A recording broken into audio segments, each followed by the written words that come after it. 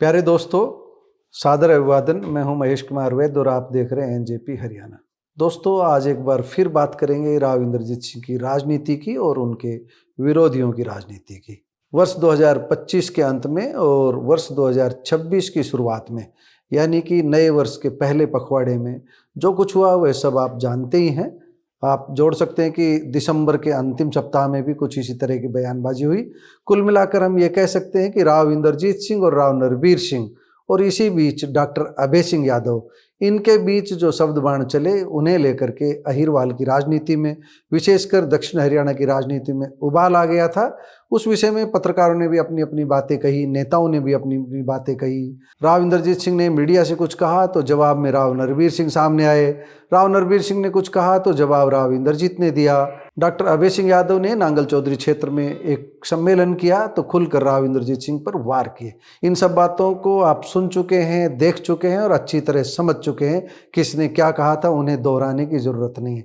दोहराने की जरूरत उन बातों की है जो अब हो रहा है। दोस्तों, आज 9 फरवरी है। पिछले एक सप्ताह से हम अलग अलग तरह की राजनीति देख रहे हैं। एक जमाने में राव इंद्रजीत सिंह के वफादार रहे सीताराम यादव ने सीधे सीधे राव इंद्रजीत सिंह को यह चुनौती दे डाली कि वह साबित करके बताएं कि उन्होंने आरती सिंह राव के चुनाव में, यानी उनकी बेटी के चुनाव में, उनका विरोध किया था। दोस्तों, सीताराम ने गेंद राव इंद्रजीत सिंह के पाले में डाल दी है और वह अच्छी तरह जानते हैं कि धर्म उठाना, सौगंध उठाना, ये करने के लिए राव आगे आएंगे नहीं। सीताराम ने अपनी बात रख दी है। सीताराम ने जिस अंदाज में अपनी बात रखी है उससे लोगों की सहानुभूति उनकी तरफ निश्चित रूप से हमें दिख रही है कि लोग सोच रहे हैं कि बेचारा सीताराम, राव इंद्रजीत सिंह की चुनाव में बेटी की मदद की और अब इसको अलग थलग कर दिया गया। लेकिन दूसरी ओर एक बड़ा पक्ष ऐसा है जो सीताराम के वार पर तीखा पलटवार कर रहा है। इतनी तेजी के साथ सीताराम पर पलटवार हुए कि शायद सीताराम इन सब सवालों के जवाब ना दे पाए।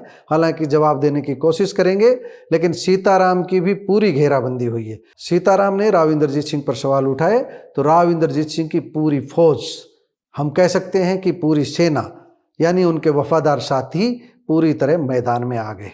यहाँ सवाल यह भी है कि सीताराम भी एकाएक क्यों सक्रिय हुए। मामला थम गया था, पार्टी हाईकमान का हस्तक्षेप कहें या राव इंद्रजीत सिंह, राव नरबीर सिंह, डॉक्टर अभय सिंह यादव, इनका सबका अपना आत्मचिंतन कहें, सभी चुप हो गए थे, एक दूसरे पर वार करना बंद कर दिया था। लेकिन इस बीच सीताराम ने याद दिला दी कि उन्होंने चुनाव में विरोध नहीं किया और इसी का जवाब लगातार दिया जा रहा है कि सीताराम ने विरोध किया था, सीताराम ने आरती सिंह राव की मदद नहीं की। अब अहम सवाल यह है कि सीताराम की विश्वसनीयता संदिग्ध क्यों हुई, क्यों राव इंद्रजीत सिंह को उनके बारे में कटु टिप्पणी करनी पड़ी और क्यों उनको लेकर के अविश्वास प्रकट करना पड़ा। ऐसा इसलिए हुआ क्योंकि राव इंद्रजीत सिंह के ही कई खास समर्थकों ने यह फीडबैक उन तक पहुंचाया कि सीताराम यादव ने मन से मदद नहीं की है, सीताराम यादव दिखावे के लिए उनके साथ जुटे हुए थे।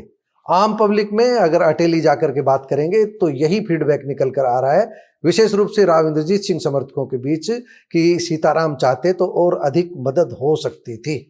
हम बता दें कि सीताराम पर सीधे उंगली नहीं उठाई गई थी, लेकिन सीताराम के बेटे को लेकर यह सवाल किया गया था कि सीताराम आरती सिंह राव के साथ रहते थे चुनाव में, जबकि उनका बेटा उन लोगों के पास जाकर के सहयोग नहीं करने की अपील करता था। यानी एक ही घर में 2 केंद्र बन गए थे। इसी को लेकर के लंबी बहस चली। दोस्तों, हो सकता है अगले एक सप्ताह में सीताराम का मामला भी थम जाए और ये विवाद भी थम जाए और इस बयानों का जो दौर है ये थम जाए। लेकिन असली बात यह है कि पिछले 1-1.5 महीने में ऐसा हुआ क्या है और बीच बीच में हर वर्ष ऐसा क्या हो जाता है जब ये बयानबाजी शुरू हो जाती है। दोस्तों, हम आपको बिल्कुल साफ तौर पर बता देते हैं और आप भी एक कल्पना कीजिए, अगर राव इंद्रजीत सिंह, राव नरबीर सिंह, डॉक्टर अभय सिंह यादव, ये सारे के सारे एक थाली में खाने लग गए और एक साथ दोस्तों की तरह रहने लग गए, तो वो लोग कहाँ जाएंगे जिन्हें इस लड़ाई में मजा आ रहा है। दोस्तों, भारतीय जनता पार्टी भी ये बात जानती है, राव इंद्रजीत सिंह भी ये बात जानते हैं, राव नरबीर सिंह भी ये बात जानते हैं कि उनकी राजनीति की जो दुकान है, उनका जो राजनीति का सिस्टम है, उनकी जो राजनीति का ऑरा है, वह अपने अलग अलग अंदाज के कारण ही बना हुआ है। राव इंद्रजीत सिंह ने अगर अपने विरोधियों को गले लगा लिया तो राव इंद्रजीत सिंह राव नहीं रह जाएंगे। राव की राजनीति ही इस बात पर टिकी हुई है कि उनके पिछले 5-7 दशकों से, यानी कि उनके पिताजी राव बीरेंद्र सिंह के ज़माने से, जो रामपुरा हाउस के खास वफादार कहलाते हैं, जिन्हें संक्षिप्त में, कई बार मजाक में राव साहब वाला आरएसएस कह दिया जाता है, यानी राष्ट्रीय स्वयंसेवक संघ की तरह ही राव साहब स्वयंसेवक संघ कह दिया जाता है। तो जो राव के अपने स्वयंसेवक हैं, हर गांव में, हर मोहल्ले में, शहर के में, हर जगह उनके अपने स्वयंसेवक हैं। वो स्वयंसेवक उनकी अपनी टीम है, वो भाजपा की टीम नहीं है, वो कांग्रेस की टीम नहीं है, वो राव की अपनी टीम है। उनकी कोई विचारधारा नहीं है, वे सिर्फ और सिर्फ राव इंद्रजीत सिंह के इशारे पर चलते हैं। और राव इंद्रजीत सिंह के लिए उस फौज को एकजुट रखने का एकमात्र मंत्र है समय समय पर अपने विरोधियों को ललकार देना, समय समय पर सत्ता को आंख दिखा देना। और यह भी सच है कि सत्ता को आंख दिखा करके ही राव वीरेंद्र सिंह, सत्ता को आंख दिखा करके ही राव इंद्रजीत सिंह की राजनीति परवान चढ़ती रही है। लेकिन सत्ता को आंख ऐसे नहीं दिखाई जाती, बहुत सावधानी के साथ दिखाई जाती है। हाईकमान को नाराज नहीं किया जाता। राव इंद्रजीत सिंह कभी नरेंद्र मोदी, अमित शाह को लेकर कुछ नहीं कहते हैं, वह स्थानीय नेतृत्व को लेकर कहते हैं, स्थानीय लीडरशिप को लेकर कहते हैं। वह हाईकमान पर कभी भी उंगली नहीं उठाते हैं। ये उनकी राजनीति को बारीक से समझने वाले समझ सकते हैं। लेकिन हम आपको ये बता देते हैं कि ये पूरा खेल क्यों हो रहा है। दोस्तों, अब जो राव इंद्रजीत सिंह की जो घेराबंदी की जा रही है, जो घेराबंदी होती हुई दिख रही है, इसके पीछे सबसे बड़ा कारण है आरती सिंह राव, उनकी बेटी आरती सिंह राव। सभी जानते हैं कि राव इंद्रजीत सिंह 75 वर्ष के हो रहे हैं। 11 फरवरी को उनका जन्मदिन है। और राव ने अभी जब से यह दोबारा ऐलान किया है कि वे चुनाव लड़ सकते हैं, 2029 का लोकसभा चुनाव लड़ सकते हैं, वे रिटायर नहीं हुए हैं, तब से उनके विरोधियों में थोड़ी सी खलबली है। वे चाहते हैं कि राव की तरह अगर उनकी बेटी आरती सिंह राव ने भी अहिरवाल बेल्ट में नांगल चौधरी से लेकर के डूंडा हेड़ा तक अगर पैठ बना ली, तो फिर राव की कृपा से ही उन लोगों को राजनीति करनी पड़ेगी, या राव का विरोध करके उन लोगों को राजनीति करनी पड़ेगी। राव के साथ कदम ताल करके उनकी राजनीति नहीं हो सकती। इसलिए डॉक्टर अभय सिंह यादव भी खुलकर बोल रहे हैं, खुद को विकास पुरुष बताने के लिए अपनी टीम को आगे किया हुआ है और राव इंद्रजीत सिंह पर निशाना साधते हैं। दूसरी ओर राव इंद्रजीत सिंह ने भी नांगल चौधरी में अपनी पूरी ताकत लगाई हुई है। वह नहीं चाहते कि उनके पुराने जमाने के साथी, चाहे वह नांगल चौधरी में हो, चाहे डूंडा हेड़ा में हो, वह बेशक गुड़गांव लोकसभा क्षेत्र से सांसद हैं, लेकिन भिवानी महेंद्रगढ़ में राव इंद्रजीत सिंह उतना ही दखल रखना चाहते हैं जितना गुड़गांव लोकसभा क्षेत्र में है। वह एक पल के लिए भी पूरे अहिरवाल बेल्ट को, यानी दक्षिण हरियाणा की इस बेल्ट को ढीली नहीं छोड़ रहे हैं। और राव जितनी मजबूती से इस बेल्ट में अपनी पकड़ बना रहे हैं, उतनी मजबूती के साथ उनके विरोधी एक्टिव हो रहे हैं।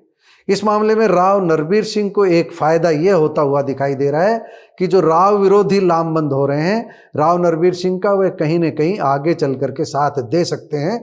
आरती सिंह राव के विरोध में राव नरबीर सिंह में वह अपनी भविष्य की उम्मीद देख सकते हैं। आप देखिए, राव नरबीर सिंह को बैठे बैठाए एक साथी नांगल चौधरी में मिल गया है, एक साथी अटेली में मिल गया है, रेवाड़ी में रणधीर सिंह कापड़ीवास और उनके बेटे मुकेश कापड़ीवास पहले से ही हैं। यानी कि जो राव इंद्रजीत सिंह के विरोधी हैं, वे राव नरबीर सिंह के साथ कहीं न कहीं निकटता दर्शा रहे हैं। लेकिन हम आपको बता दें कि निकट भविष्य में जो लीडरशिप का सपना है, वह केवल राव नरबीर सिंह का नहीं है। डॉक्टर अभय सिंह यादव के मन में भी कहीं न कहीं अहीरवाल का छत्रप बनने की मनसा छुपी हुई है। वह अपनी इस मनसा को छुपाते भी नहीं है, कई बार यह मनसा प्रकट भी हुई है। मनोहर लाल जैसे वरिष्ठ नेताओं ने भी राव अभय सिंह को आगे करना चाहा है। उनकी नांगल चौधरी से बाहर जो रैलियां हुई थी, जो रैली करवाई गई थी, आप सभी को याद होगा, उस रैली के पीछे भी मकसद ये था कि अहीरवाल में एक शिक्षित, एजुकेटेड नेता के रूप में डॉक्टर अभय सिंह यादव की पहचान बनाई जाए, उन्हें आगे किया जाए, उनका चेहरा आगे किया जाए। इस मामले में कुछ हद तक सफलता भी मिली है। तो विरासत की राजनीति की बात करें तो आज भी राव नरबीर सिंह, डॉक्टर अभय सिंह यादव और जो दूसरे विधानसभा स्तर के छत्रप हैं, उन सब से कहीं आगे खड़े हैं। राव नरबीर सिंह का बादशाहपुर विधानसभा क्षेत्र से बाहर भी प्रभाव है। लेकिन हम कई बार कह चुके हैं कि राव नरबीर सिंह की जो पकड़ है वह 2 से 3 विधानसभा क्षेत्रों में है। इससे बाहर अगर उनको अपनी पकड़ दिखानी होगी तो उन्हें नांगल चौधरी में जाकर डॉक्टर अभय सिंह को पकड़ना होगा, रेवाड़ी में जाकर मुकेश कापड़ीवास को पकड़ना होगा। ये पार्टी लाइन से अलग हट करके बात कर रहे हैं, हम व्यक्तिगत समर्थकों की बात कर रहे हैं। दोस्तों इंद्रजीत इस मामले में भाग्यशाली है। राव इंद्रजीत सिंह के पास राव वीरेंद्र सिंह के ज़माने की पुरानी विरासत है। जो हम बता रहे थे कि रामपुरा सेवक संघ, हमने गलती से शायद पहले उसको राव साहब सेवक संघ बोल दिया है, तो रामपुरा सेवक संघ जिनको कहते हैं, तो रामपुरा सेवक संघ की टीम हर जगह मौजूद है। उनका लगभग 15 विधानसभा क्षेत्रों में अपना प्रभाव है। कहीं पर 3% वोटर उनके पास अपनी मुट्ठी के हैं, कहीं पर 20% वोटर उनके पास अपनी मुट्ठी में है।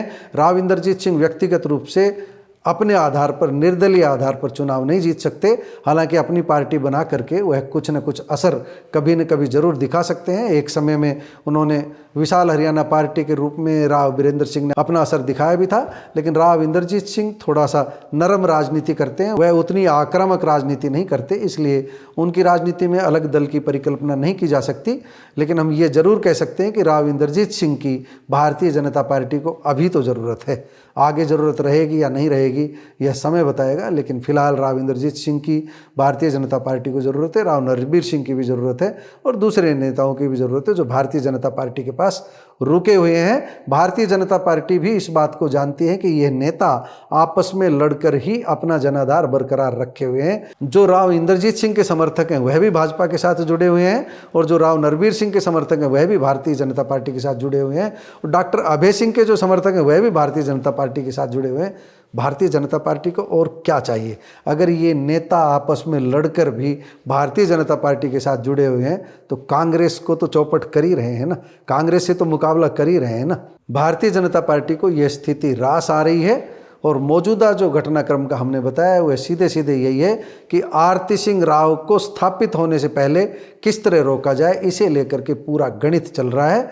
लेकिन आरती सिंह राव के जो तेवर सामने आ रहे हैं निकल करके, वह ये है कि वह दबेगी नहीं, झुकेगी नहीं और जिस तरह उनके दादा करते रहे हैं और जिस तरह उनके पिता करते रहे उसी अंदाज की राजनीति करती रहेगी। कुछ समय से राव नरबीर सिंह ने इसी अंदाज की राजनीति करना शुरू किया है। वह कितने कामयाब होंगे कितने नहीं, इसका जवाब समय देगा। दोस्तों, आपको हमारी रिपोर्ट कैसी लगी कमेंट बॉक्स में जाकर बताइएगा ज़रूर। नमस्कार, धन्यवाद।